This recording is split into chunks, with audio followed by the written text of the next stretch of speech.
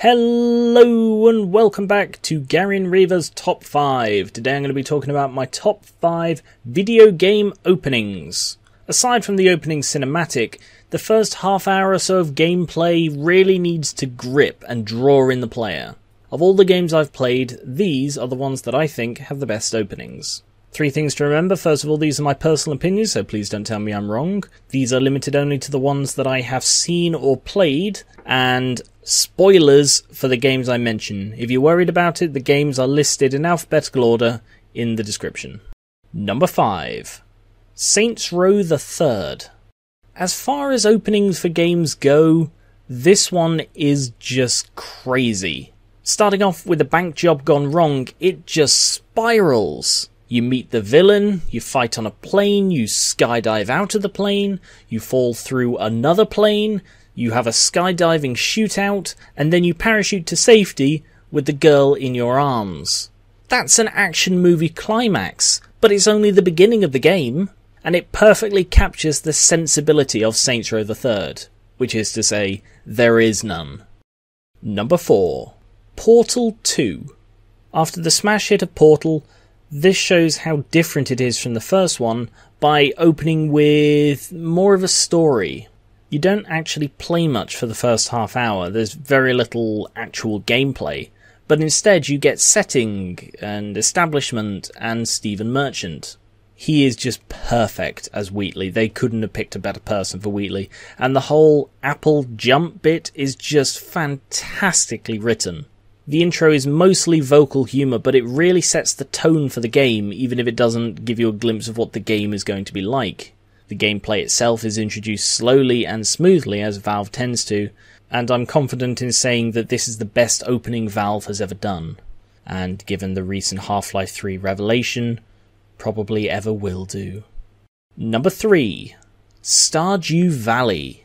As far as absorbing games go, Stardew Valley is maybe number 1.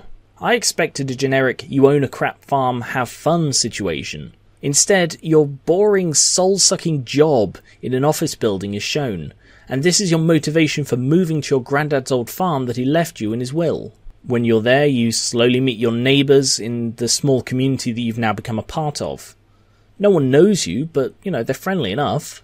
The whole thing sets you up for something that's a better life sim than The Sims itself. You go on to make friends, a home, a family, a life. And I don't know if all of that would feel so natural if you didn't have that little glimpse into your motivations and what you left behind back in the city. Honestly, the intro was so good that it kind of made me think that if I didn't play and talk about games for a living, maybe I'd go and find a fancy farm to live on. Number 2. BioShock Infinite. This one is a lesson in foreshadowing and interweaved storytelling. Almost everything you see before the shooting begins matters.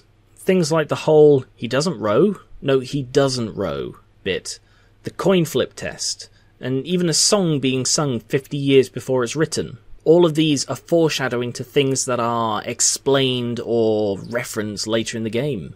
Even the first thing you see in Columbia is also one of the last, and I did warn you about spoilers.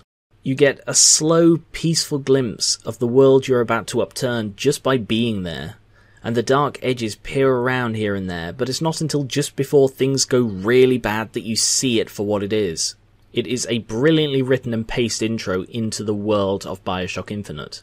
And it's so good, this was originally my number 1, but when I was writing my notes for the next one, I realised just how good that one was.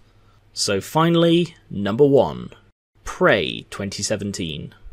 This game surprised me with how good it was. You start off in your apartment, have a shower, get dressed, and catch a chopper on the roof to work.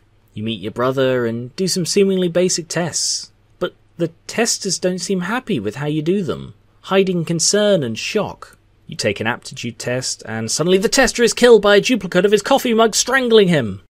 Then you wake up back in your apartment and begin the process again. But this time there's no one there. This time people are dead. You slowly piece together that you're reliving the same morning endlessly in a simulated city. You break out of your apartment and find that the entire thing is just a box that moves and changes to make you think you're moving around this building and city. with your entire perspective skewed from the very start, it sets you up to distrust everything and everyone you encounter in this game. Is that item a monster? Is that person a liar? There really is not a better start they could have made for this game. And that is all for my top 5. Please comment with your favourite video game openings, as well as suggestions for future top or bottom 5s. Remember that you can vote for next month's top 5 by pledging to my Patreon linked in the description. Thank you very much for watching, and I will catch you later.